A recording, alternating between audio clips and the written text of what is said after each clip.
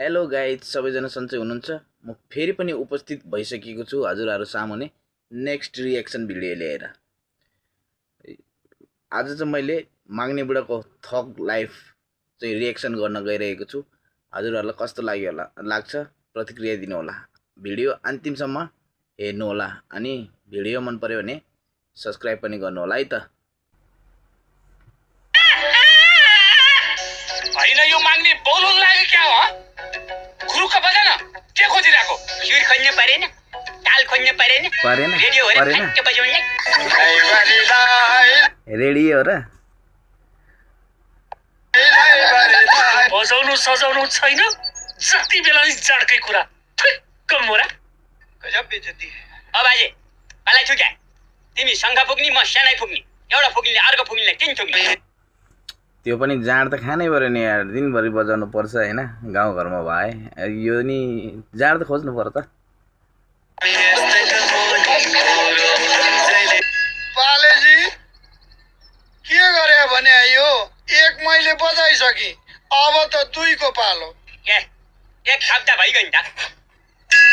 हैन तेरा मोलाती हुन्छ यहाँ। तेरा मलाई त भने हेर्नुहोस्, घन्टी मात्रै बजाउने होइन, उस्तै परे मान्छे पनि बजाउँछु म। हेड मास्टरले धम्की दिदिए यस्तो हुन्छ र गाउँघरमा भने। यो त साह्रै हुन त कुनै ठाउँमा होला हैन यस्तो पनि। त्यो गाजेको छोरो गाउँ आयो रे, किन आछ? आए आओस् गए जाओस्, कागलाई बेल पाक्यो ह्याप्पी न्यू इयर। के भन्छ नि? कागलाई बेल पाक्यो ह्याप्पी न्यू इयर। यो डायलग नि दामी लाग्यो। कागलाई बेल पाक्यो हर्षन्न बिस्मात भन्थ्यो हैन। ए ह्याप्पी कागलाई बेल पाक्यो ह्याप्पी न्यू इयर भन्दियो ल बाबा। लाला ए लाला के चाहियो? चाहिए त चाहियो नकर चाड चाहियो भन्न। तेरो जाडको पैसा तिर्दा तिर्दा कंगाल भइसक्यो। अब त्यसलाई घरै लानु पर्ला। त्यो कस्तो भने एउटा उसले चाहिँ भन्थ्यो कि स्कुलको फी तिर्न सकेन अरे छोराछोरीको, अब मिस नै उडाइदिनु पर्यो भन्थ्यो। त्यस्तै जाँड खान, अब जाँडको पैसा तिर्दा तिर्दा हैरान भयो, साउनी नै उडाइदिने। यस्तो लाउरेलाई छोडेर त्यस्तो चाउरेको कुरा नसुन्नु लाला, नत्र जिन्दगी रोएरै जाला। अस्ताल्यो ठुलो प्लेन चढी भनेर फुर्ती लाग्यो, हाम्रो पनि फेरि भिसा झरेको थियो नगएको। फ्री भिजा झर्या नगएको पो त। बढी नबोल, चुप लागेर खिचेर घर जाऊ। वाउ ठिक भन्नुभयो सासुरबा। के भनिस्? भोलि पर्सि लालाको बिहामा बाजा बजाउनु पर्दा थाहा पाउनु।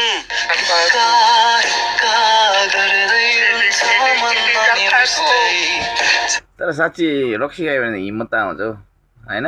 ससुराबा भन्दियो नि त। यस्तो हिम्मत आउँछ फेरि रक्सी खाएपछि हिम्मत आउँछ, त्यसको भोलिपल्ट फेरि अनुहार देखाउन लाज लाग्छ नि त। भनेपछि तिम्रो शङ्खा नबजी मेरो सानै नबन्दी भयो नि।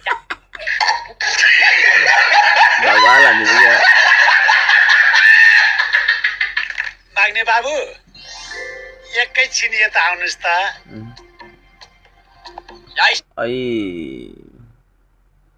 छोरी नदिने भन्ने मान्छे अहिले बोलाछ त फेरि। है साथीहरू, मेरो जन्ती पो जानु पर्ला जस्तो छ त। मलाई माफ गर्नुहोस् है बाबु, मैले तपाईँलाई के भने जे पर्ला पर्ला भनेर मैले छोरीको बिहा गरिदिने निर्णय गरेँ। तर बाजा चाहिँ तैँले नै बजाउनुपर्छ। सब टान्दियो नि त नि, पुरा खुसी भएर गएको थियो होइन, छोरी पाउँछ कि भनेर बिचारा।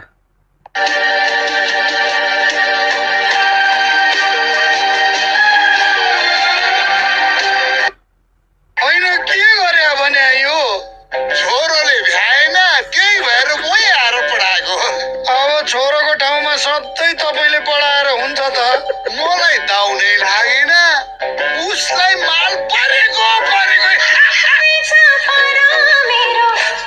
यस्तो चाहिँ रियल हुन्छ है। रियल यो चाहिँ कस्तो भने हाम्रो गाउँमा चाहिँ एकजना होइन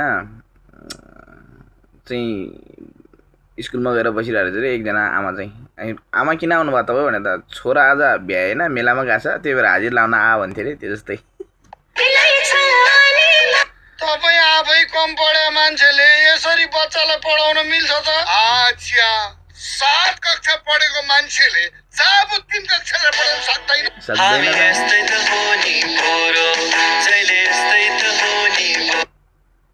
अलि महँगो भयो नि त थानी सर। हजुर यत्रो बजार छ बस्ती बस्या छ महँगो त भइहाल्छ नि। बजार बस्ती चाहिएन सर मलाई के भयो साउन्ड यार? अरे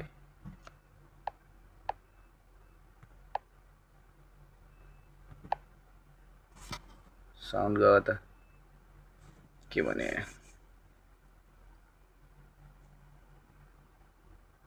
ओहो उमेर को कुरा मत करना रिंकू। बेटे की उम्र का लड़का देगा खाली दिल और बाप की उम्र का बॉयफ्रेंड देगा रेस्टोरेंट का बिल। नाइस डायलॉग एक सुन्दी मेला चाहिँ। और टिंकू बेटे की उम्र का लड़का देगा खाली दिल खाली और बाप की उम्र का बॉयफ्रेंड देगा रेस्टोरेंट का बिल।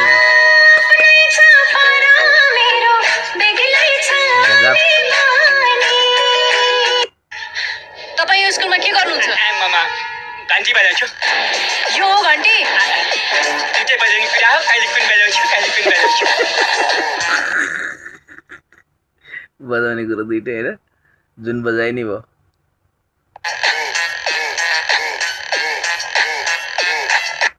छोराको स्कुलमा तपाईँ किन? तिमी बाउको स्कुलमा आउनु हुने म आउनु नहुने?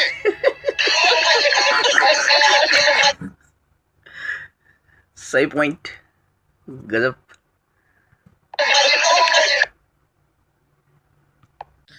सो फाइनली भिडियो सकिसकेको छ। तपाईँहरूलाई कस्तो लाग्यो? मलाई चाहिँ एकदमै मन पर्यो होइन। अनि तपाईँहरूलाई यो मेरो भिडियो रियाक्सन भिडियो चाहिँ मन पर्यो भने फेरि पनि भन्न चाहन्छु सब्सक्राइब गरिदिनु होला है त। सपोर्ट गरिदिनु होला, माया देखाइदिनु होला। Thank you.